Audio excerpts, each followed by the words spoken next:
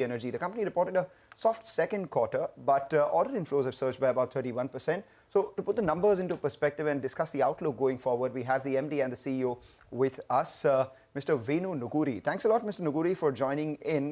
Just looking at your numbers, just wanted to understand, you had earlier guided for growing faster than the industry.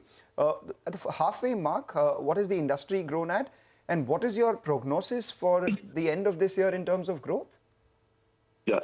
So thank you, Mangalam, and thank you having me in the show. And as you can see, our results in this quarter ended 30th September. Our orders pipeline has grown almost 30%, primarily fueled through renewable industry and data center, etc., which are our high growth segments. And if you really take first half of it, our orders have grown more than 150%, which includes our large HVDC project.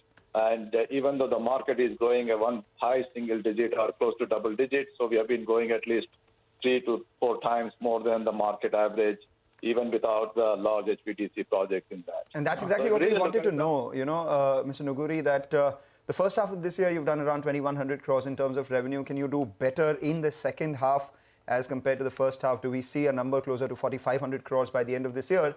And you also guided for margins being closer to the double-digit mark. We've seen them improve quarter on quarter. What do they end this year with? Yeah. So when it comes to the revenue, I think, we have a very solid order backlog of more than 7,000 crores, and which has got a visibility of more than 20 months revenue in that. And we do face some of the challenges like, supply chain disruptions and semiconductor shortages, etc., which have been, very heavy in some of our businesses. And that might impact in that. But otherwise, we see overall, offtake from our customers is very good, and customers are looking forward to lifting the material, lifting our product systems, etc. in that. When it comes to the margins, I think as Mangalam, we have been talking about it, that we have a very sustainable growth strategy of both growing higher in the market and also our export strategy as well as our service strategy. All these things would get into the double-digit EBITDA margin by end of financial year 25. That's what we are talking about it, and we are well on track in that. So we also said in the beginning of last year that, we take the exports to 25% of the total orders, and we have already reached ahead of our target of 25% of exports in that. All right. Hi, Mr. Nuguri. This is Nigel on this side.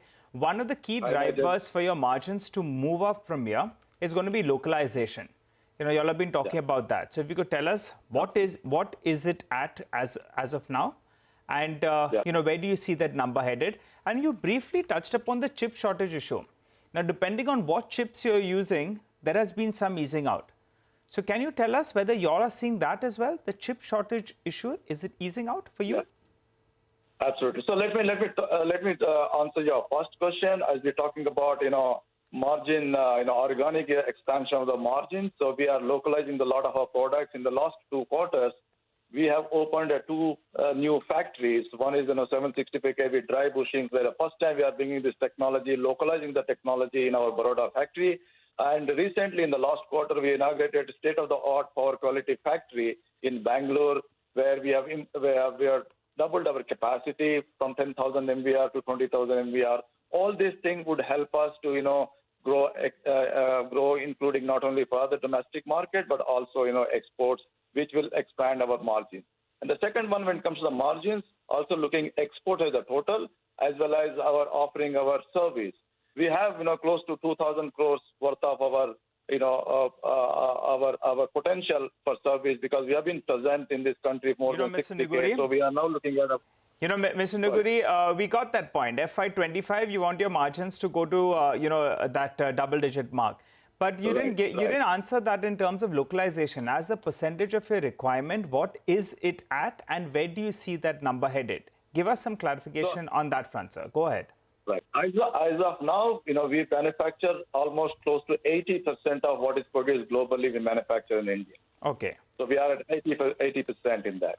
So we are expanding further on this to further, improve our product portfolio. We bring the, more and more products and localize in that. Right. Especially on the new segments such as electrical vehicle charging, energy storage, etc.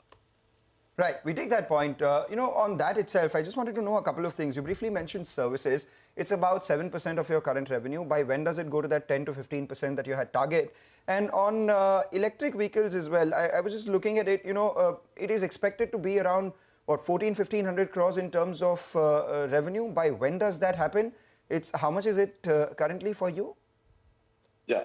When it comes to the services, as our target is to 10 to 15%, it will be around financial year 25 is what we are targeting. And here we need to understand the service as more and more renewable is coming, energy transition is taking a big shape.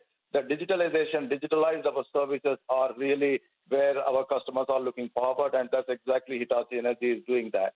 That's a big portion of our offerings and big portion of our efforts towards the digitalizing our products and digitalizing our offers, especially on the service portfolio to our customers across whether they are utilities, industries, infrastructure, or new segments of the customers such as data centers or electrical mobilities in that. When it comes to electrical vehicle charging, as you know, we have a very solid portfolio, what we call as a grid emotion flash and grid emotion fleet charging, and where our technology enables buses to get a boost of charge in less than 20 seconds.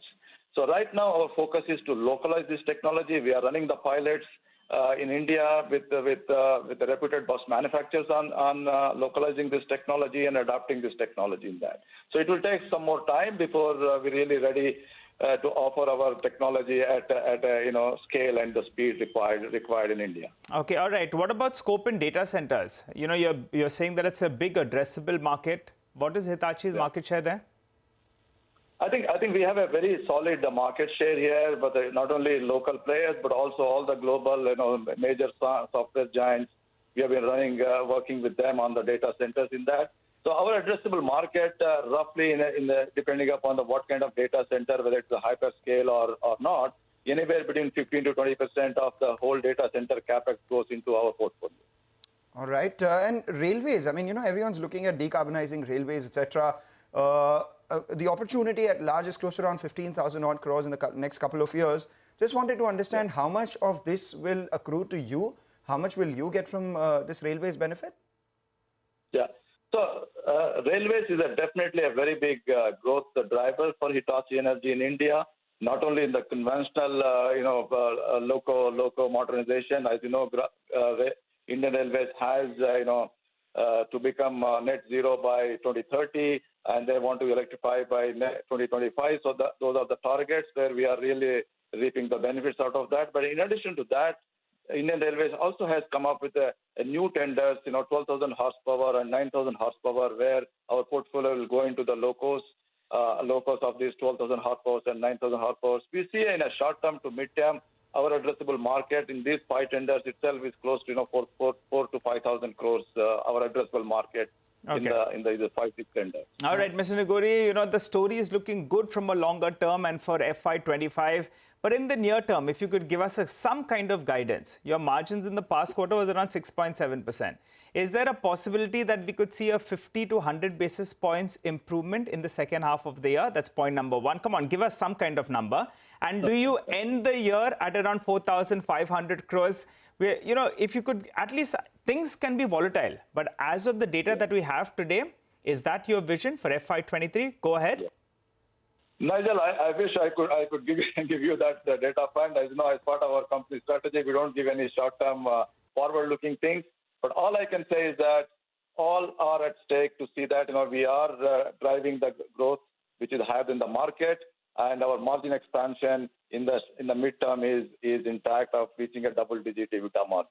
All right, we take that point and we hope that the pace at which you are outpacing the market continues and you do achieve all the targets that you have by FY25 itself. Thanks a lot, Mr. Nuguri. It's been a pleasure speaking with you. With that, we'll take a short break. On the other side, we get the management of Purvankara, who will join in to discuss their earnings. Remember, it is